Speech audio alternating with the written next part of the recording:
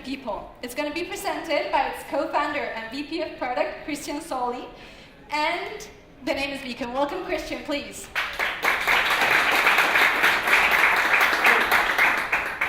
I'll start with a question. When was the last time you had fun at work?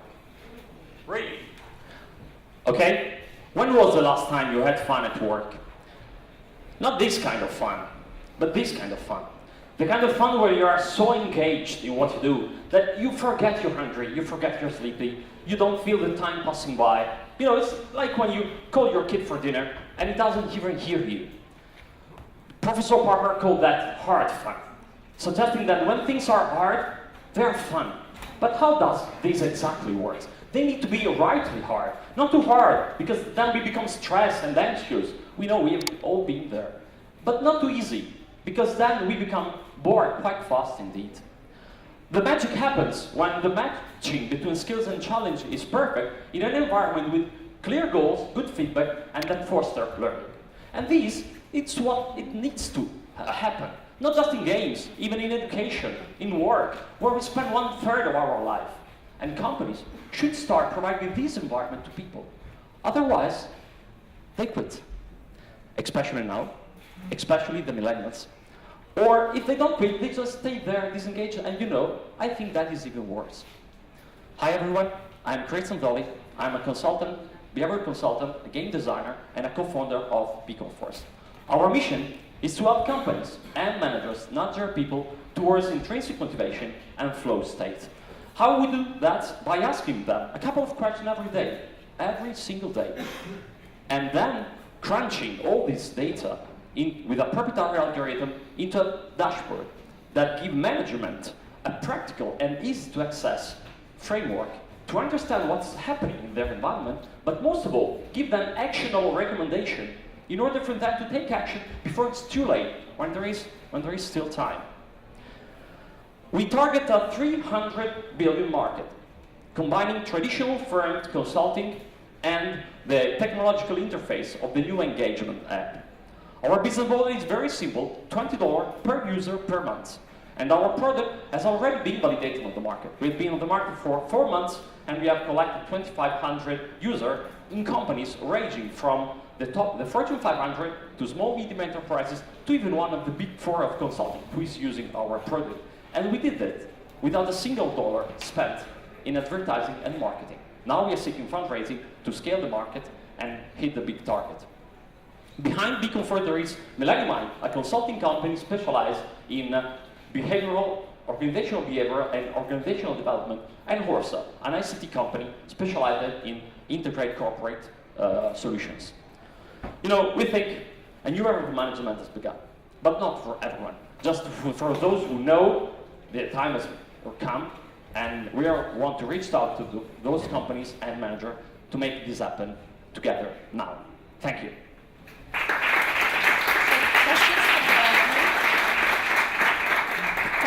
Thank you very much, Christian. Does the jury have any questions? You have a question?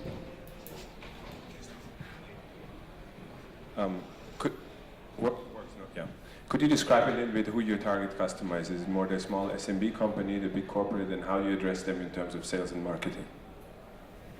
And how you address? You address them in terms of sales and marketing. Okay, our target is medium to big companies, because this problem is greater when the numbers are greater. Of course, if you have 50 people, you can manage them by face-to-face. But if you have the 100 or the 1,000, you need a data-driven approach to handle motivation, as you need to handle every other part of your company. So this is our target. We are working with smaller numbers for now, because we wanted to validate the processes also, not just the app, the technology, and the framework. So we are using now 500 ranges with clients, but we want to target even bigger clients, of course.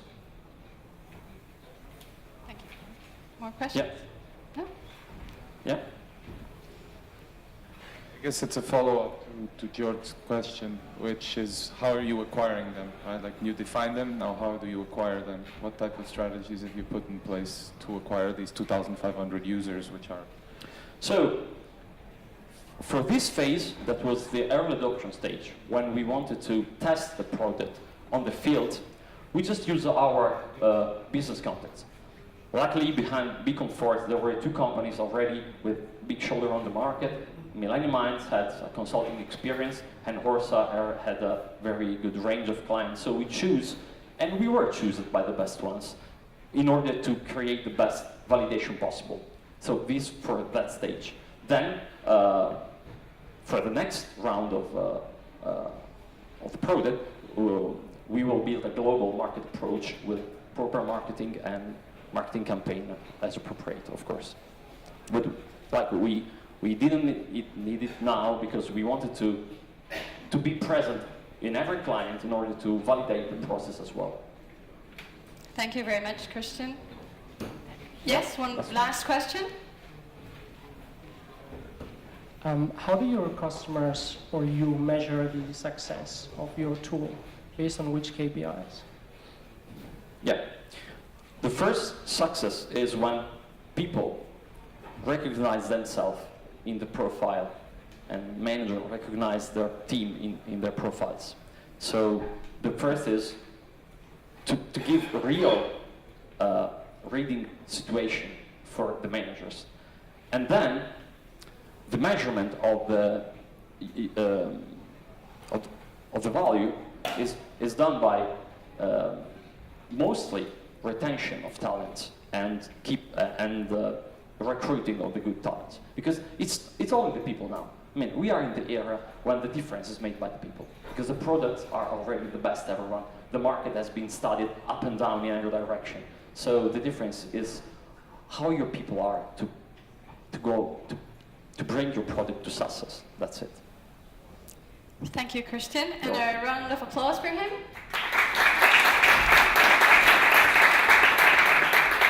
Our next startup is a cloud website which allows to hold face-to-face and remote shareholders and board of directors meetings with legal validity. It will be presented by its CEO, Victor Lopez-Garcia. Please, Victor. And this startup is Councilbox Technology. An applause for Victor.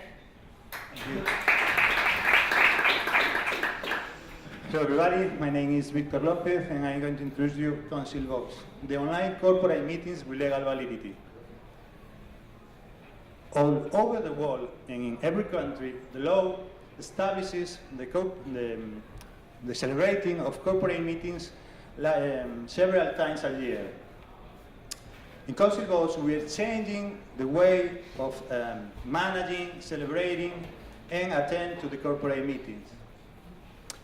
Up to now, a corporate meeting was bored. Managing this kind of meetings was painful, messy, and expensive.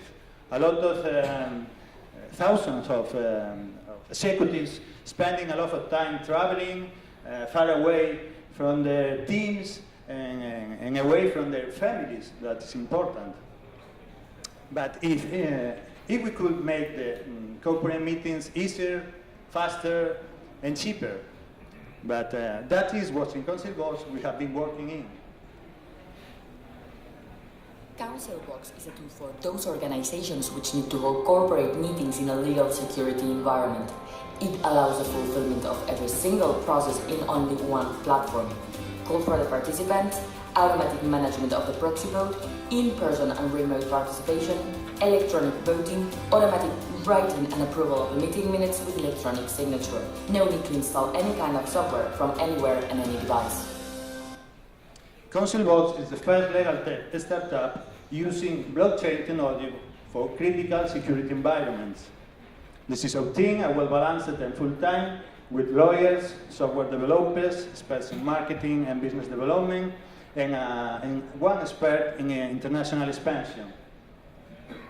We have a big market, all companies around the world with a governing body or a board of directors. This means more than 500 million euros in Spain and more than 2.5 million euros in Europe. Competitors only supply partial solutions. Councilbox is the only solution that provides integrity and ensures the integrity and the legal validity of the corporate meetings. We have customers in Spain and in Portugal. Some of them such important, relevant as Booking or Cuatro Casas, which a part of being a customer is a partner, a prescriber, and is a partner in our international expansion. At this moment, more than 7,000 executives are using Council Box, and our sales revenues have a growth factor per 10. Our business model is software as a service. We are searching for smart money to consolidate as a leader position in the national market, hiring top talent, and to finance the international expansion. Thank you. Thank you, and applause for Victor. Any questions from the jury? I would like to understand why do you need to use blockchain for doing what you do? Couldn't you do this with normal centralized software? We are going to using blockchain for voting to the integrity of the electronic voting, for the video, the integrity of the video is not manipulated in the process, and the legal warranties to the third parties, and it's a research and development project. We have the support of the Neotech and CEDETI. Question? One of the main points of differentiation that you mentioned from your competitors was legal validity. Could you maybe explain a little bit? Are you certified by any legal body? Is that European certification? Is that only in Spain? No, it's all the technology and all the processes are in a security environment. And we are a platform, and we integrate services of providers of technology valid not only in Spain, by the ADAS regulation of the European Union, and with providers in other countries, for example, in USA, Mexico, and Australia. Last question, anybody? No? Okay, so an applause for Victor. Thank you very much, Victor. Thank you very much. Next on, we have Daniel Felipe Marulanda. Daniel is the CEO of Citizen, which is a communication platform that allows citizens to report incidents directly to a public official in charge of the attention. Please welcome Daniel. Thank you. A group of hackers claiming that they own the power of democracy in internet. But the truth is that hacking governments and hacking corporates is not democracy. Indeed, democracy is not just going to vote every 4 years. So I'm Daniel Marulanda, and I'm proud to say that in Citizen, we are promoting citizen participation to allow you, the people, the citizens, to participate and to create a real democracy in the network. But why? Because 4 years ago, we worked with Medellin government in Colombia, and we created an application to allow all the citizens to report the potholes they found in the streets, and we enabled the government to improve from 6,000 to 30,000 potholes repaired that year. So we wanted to go beyond because we realized that we can fix this. We realized that we can fix the spider web in the communication between governments and citizens, and found a synergy in which we can make government and citizens to work together to make better cities. But how it works? We create mobile applications to allow all the citizens to report any kind of issue they found in their streets, like potholes, like a problem with the street lining, and any kind of issue, security, mobility. They can attach a picture and send a report, but we create a platform to allow the government to be more efficient in the way how they attend all these issues so they can respond faster. But more important, they comply wisely because we have all the information. We make analytics, we make some insights to help them to be more efficient and to reduce the cost. And we help them to understand what's happening in every corner of their cities so they can improve their plans in the future to make better cities to live in. This is our growth chart. So we have around 200,000 incidents in our platform, and we have some insights from Chicago, San Francisco, and Boston. If you see, we have the 71% of the reports in San Francisco are trashing the streets. We charge an annual subscription to governments per employee of government that is using our platform to analyze and to respond to citizens. The market size is huge because we are in the era of the smart cities and that kind of stuff. So we know that Latin America is about 7 billion and the United States is around $13 billion. We have worked with some cities in Colombia, and we are connected with San Francisco, Chicago, and Boston 311 systems. So all the citizens in those cities can report directly to their governments. The founders are Daniel Sanchez, the CDO, and myself. We are a Y Combinator Fellowship alumni and a parallel team. We have a sponsorship from big companies and from Minty, Colombia. We are looking for some investment for expansion and EA development. Thank you very much. Thank you. Thank you, Daniel. Questions?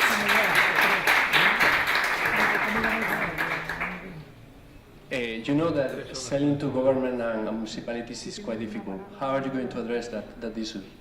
Okay, it's totally different between countries because some countries have private companies managing all the stuff in the cities. But what we do is like, we know it's hard. We know it's complicated. We are doing in Colombia. I think it's harder in Colombia. We try to understand how the government is working. We have four key people in government, like CIOs, public works director, elected official, and the financial director. And we approached them, and we told them how this is going to help them to improve their cities. And we know that it's like a really long sales cycle, but I think we have to do it. It's hard, but it's not impossible. And we know that if we make one sale, two sales, the first is impossible, the second is impossible, the third is impossible, but then it's going to be easier because it's just like showing your success case to the other cities, and they're going to see, okay, this is working for them, so it works for us. Same for citizens, because we are also like targeting citizens, so we got citizen first, and they told to the mayor, okay, we have like 20,000 reports in your city, we can help you to improve, let's make a demo. And then we go to the government. So it's like the two ways. Another question? So you get users to add incidents before you go to public offices, is that it? Normally we don't, because it's easier to go to us to go first to government and then to citizens, because if we go in the other way, citizens are going to like lose the trust because government is not responding. But what we are doing is like, we got one government, but not the metropolitan area, because there are other cities around. And then we use that leverage to get the citizens in the surroundings, because they say, okay, this works in the city I worked, but not in the city I live. So we use that leverage to make that citizens to report in the city they live, and they go to the government. Gotcha. And follow-up question, do governments then get flooded by incidents because you're giving citizens a really easy way to create situations and to report stuff? How do they process so many incidents? It's a big fear for some governments that don't have the actual capacity of response. But as we are giving them software to analyze all that information, and we are also giving them the software we have a prioritization software, so they can check what's the more important things to do right now. So if they have budget, let's say like for the 50% of the incidents, they're going to be sure that they're going to fix the most important things in the city. So that's like, they say, okay, people is reporting by Facebook, Twitter, but if we use people to use citizens to report, we can like have a more impact over the life of the people. So that's one of the uses. Other thing we are doing for like to contrast that argument to the government is like, okay, you think, you know, all the information we are gathering, it's connect with that account. So we have all the demographic information of the citizens. So maybe they say, okay, they are going to report a lot of things to us, but we are going to know that men between 20 and 28 are more aware about potholes, and women about 25 to 35 are more aware about street lighting. So they are going to have insights to make like political campaigns and that kind of stuff. So they like put in a balance what's more important to them. And okay, we need to stop there. Sorry, we had the 3 questions, and we need to be fair with everybody. Thank you very much, Danielle. Please give Danielle a big applause. I would like to remind the startups to look at the clock. You have 3 minutes for those of you who just joined. This is the 4th of 5 finalists. We each has 3 minutes, and then we have 3 questions from the jury. Okay? So our next startup helps companies increase the productivity of the technicians and improve operational processes, right? It's going to be presented by its COO and co-founder, Victor Payen, and the startup is Ermeo. Please, an applause for Victor. Hello everyone, so I'm here to present you Ermeo. We are a startup from Paris and we work in the Industry 4.0 sector. So we created the startup to help technicians on the ground. We created the startup because today in the industry they work like this. It's mostly paper forms. They have to fill, they lack information to correctly perform their operations. And when they have to write what they have done, they have to fill paper forms. So they are not productive. There is a lot of time wasted doing all this paperwork. Or that's a shame because all the information they need exists. They are in their IT systems. Industrials have lots of IT systems. They have SAP for maintenance, they have sensors, databases, they have documentation, but all those systems, they don't communicate between each other and they are not accessible for technicians on the ground. So what we do at Ermeo is we connect to all those systems and we make them accessible in the field for the technicians in an app. And then with interactive forms, we allow technicians to fill data and to send the data back into all the systems we are connected to. So concretely, technicians will have a sort of digital toolbox, an app with everything they need to correctly work. So we'll have all the equipment information, they will have their documentation, and they will have the forms to not use paper and fill directly the forms. For now, we have been working the last 2 years in 3 main sectors: transport, energy, and facility management. We work with manufacturers, with contractors, and with the end users. So it's mainly large corporations in France. And recently, we have 2 new sectors, which are construction and aviation. As we are working with large companies, they push us into their foreign subsidiaries. So we are now in 6 countries, in Europe, Africa, and Asia. And what we have measured with those clients is improvement in productivity of 30% at least. So there's an immediate return on investment for our clients. But there is still way to go. With 8 million technicians in Europe, there is a potential market of 2 billion euros. So we still have some work to do only in Europe and then in the US and in Asia. The team is, we are 3 founders, myself and my 2 fellows here. We have grown pretty rapidly. We are now 17 people in 2 years. And our next step is to raise money. So we are looking for 1.5 million for 2 things: the development of our plug-and-play connectors and new clients, international clients mainly now. So well, the next time you see technicians with paper, think about us and check our website. Thank you very much.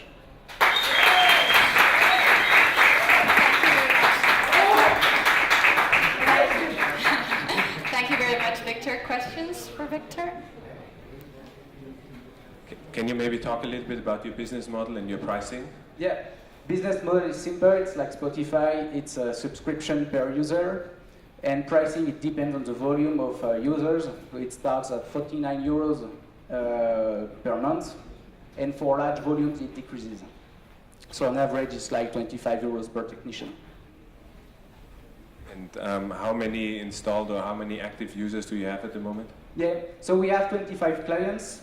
But they all start with small perimeters. It's normal like this in the industry. You don't deploy at first 1,000 technicians. So for now, we have 1,000 technicians, and the provisions for next year are to have 10,000 technicians. A question, there was a question. Okay, two more. How Last different is the question. solution for one industry compared to another industry? Yeah, it works with every industry, as we use plug-and-play connectors, so we are completely agnostic from the industry we work in oil and gas. We work for climatizer, we work with everything you want. When you have a technician, he can use our solution. Last question. Can you give us an idea on what kind of hardware is being deployed on the field? What kind of tablets, phones? Are they from the users or it's from the companies, etc.? Well, today, industrials use smartphones or tablets. We don't care. We work on every device, and that's it. So there's before they were using paper from they know that digital transformation is important, so they have started to deploy all the smartphones and tablets everywhere. So we are at the right moment because they are now looking for solutions to put on that tablets and smartphones. Do you know if those are special tablets and are paid by the enterprise or are paid by? They are paid by the enterprise, yes, but we are not giving the devices. We are just a software editor. They have special tablets only in oil and gas because you need non-explosive tablets. But otherwise, it's basic phones. Your tablet would work. My smartphone, iOS here works. Every tablet works. Okay, thank you very much. Thank you, Victor. And a round of applause for him. Last but not least, our next startup provides low-cost, smart packaging solutions that inform customers on the safety and quality of their food products. It's going to be presented by its CEO, Marius Christoloudis. Thank you. And the startup is Fresh Trips. Go for it, Marius. Hello, and thank you for having me. So my name is Marius, and I am the CEO of Fresh Trips. Every year, 1 out of 6 Americans falls victim to foodborne illness, and this has grave consequences. Now, we know that in over 30% of the cases, heat exposure was a crucial factor, and that's where we come in with the Fresh Strip. The Fresh Strip is a simple plastic sticker that gets attached to the packaging, starts green, and whenever it is exposed to high temperatures over prolonged periods of time, it will change to red, and it will indicate that the food is no longer safe for consumption. The Fresh Strip essentially is a thin film of liquid crystals which modifies its internal nanostructure to change color whenever it is exposed to heat, and that's an irreversible change. The market that we are addressing is smart packaging, growing at an estimated 9.5% every year, and our value chain is rather simple. We get the materials that we need, the liquid crystals, from Merck. We mix it together with other chemicals. We print it alongside our packaging partners and sell to the supermarkets. Our competitive advantages are that our product is rather easy to read. We can produce very distinct coloring because we're using liquid crystals. And because we're only using a modicum of these materials, we can make it very cheaply. Our team is comprised from specialists, ex-EY business people, PhDs in material science, and PhDs in food chemistry. We have assembled a great consortium to help us bring this to market.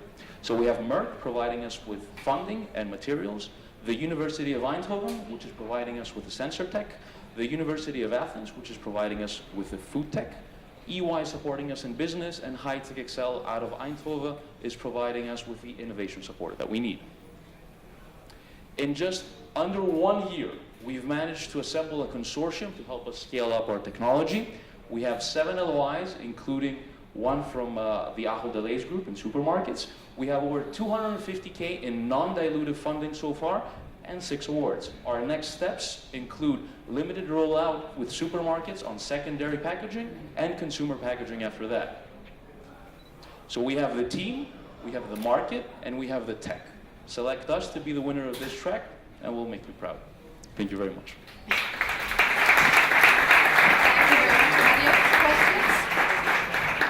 Do you have IP patent protection?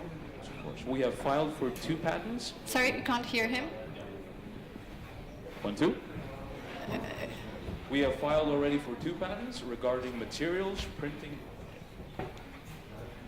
and printing method, and we're also negotiating for 2 more patents from the university for prior arts. Thank you. What relation do you have between the team? How do you come together, people from so many different countries? He's asking, I don't know if, because there are a lot of people at the end, he was asking how do you come together within the team, so many different people from different countries. So basically, I started out the company with Koen, who is finishing his PhD. He has finished it actually this week in liquid crystal technology. And then I started to figure out how we can bring in some food chemistry people. I started Googling around basically, and I came up with Fanny and Mariana, who are from a lab in Athens, and apparently they're one of the best labs in the world in food chem, and they have already worked with 2 or 3 of our competitors. That was basically these guys, and the rest are from EY, where I used to work, consulting for startups, etc. Thank you. Last question. So if you tested customer segments as supermarkets, did you look into fast-moving consumer goods companies that also have a strong concern around packaging? Why supermarkets as a first? Supermarkets, thank you for your question, first of all. And supermarkets are an ideal client because they have all the power and the decision-making in the food value chain. So if we have also talked with various producers, so we have an LOI, for instance, by the biggest one of, possibly it is the biggest aquaculture company in the whole Mediterranean. And they do not have that much power when it comes to putting things that test the supply chain or the consumer packaging. The supermarket has all the decision power. Plus the supermarkets, especially for testing it on the secondary packaging, have major pain points, and it's very easy to implement without any regulatory approval. So with the supermarkets, for instance, we can put the stickers on secondary packaging for starters very easily without any approval, and then we can basically test their entire supply chain after that. And if that works well, then we move on directly to their white label solutions, and then we move on to consumer packaging. Okay, thank you very much. Thank you very much, Mario. Thank you very much, Fresh Chips. Big thank you to all the finalists and our judges. The winners of the competition will be announced at 3:50